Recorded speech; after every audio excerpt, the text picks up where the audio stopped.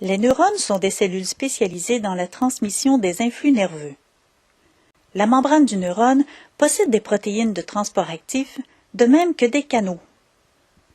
Lorsque le neurone est au repos, les ions sodium et potassium sont inégalement distribués de part et d'autre de la membrane.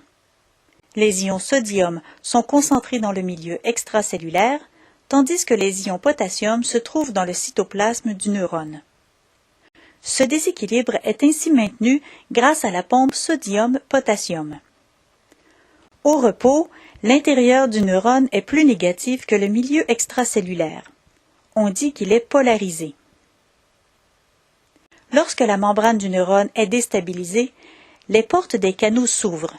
Cependant, les portes d'activation des canaux à sodium s'ouvrent plus rapidement que celles des canaux à potassium.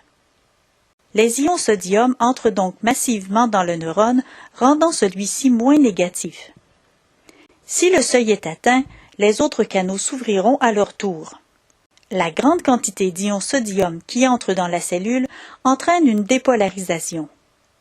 Pendant que les portes d'inactivation des canaux à sodium se ferment, les canaux à potassium s'ouvrent à leur tour.